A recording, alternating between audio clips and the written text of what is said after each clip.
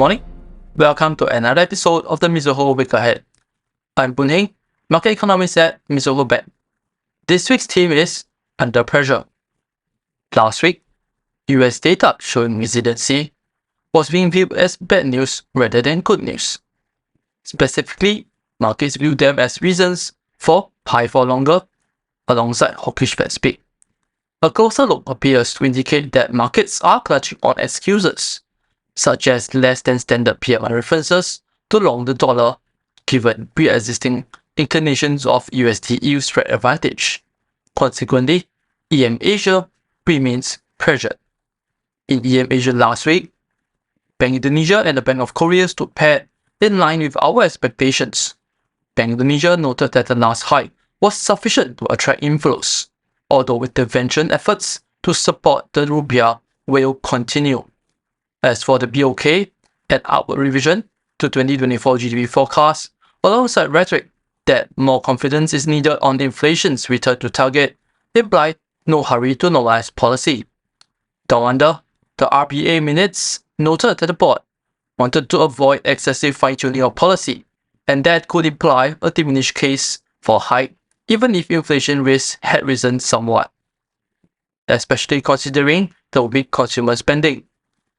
The Aussie underperformed EM Asia peers.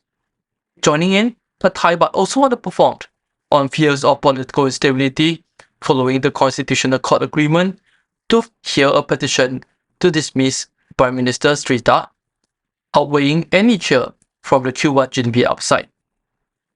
Meanwhile, in the Philippines, the BSP warned of interventions to tame speculation, but stopped short of defending specific FX levels. In Vietnam, the State Bank of Vietnam was also pressured by a Vietnamese dong, which has been testing the upper limit of its trading range, and raised their 7-day reverse repo rate by 25 basis points to anchor stability. For the upcoming week, Vietnam's industrial production should remain resilient on the back of electronics recovery, while tourism continues to buoy retail sales. The firming economic recovery and elevated inflation could pave the way for a midweek hike by the SPV in terms of policy rates to stabilize the VND. Meanwhile, at the end of the week, India's GDP is likely to still post a robust sub 7% growth on reopening demand, and that is both a product of base effects and bona fide economic trust. However, unrealistically and unsustainably low GDP deflator assumption remain a bugbear.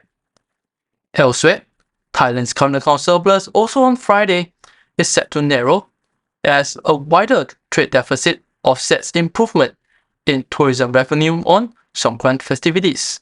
Regardless, the surplus is unlikely to absorb Thai baht volatility from domestic political instability and fiscal risks.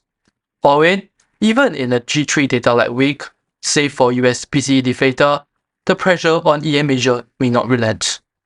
For more information on the events this week, please refer to our Week Ahead publication or contact your respective sales desk and RMs. And for regular notifications on our market views, please subscribe to our channel and hit the notification button.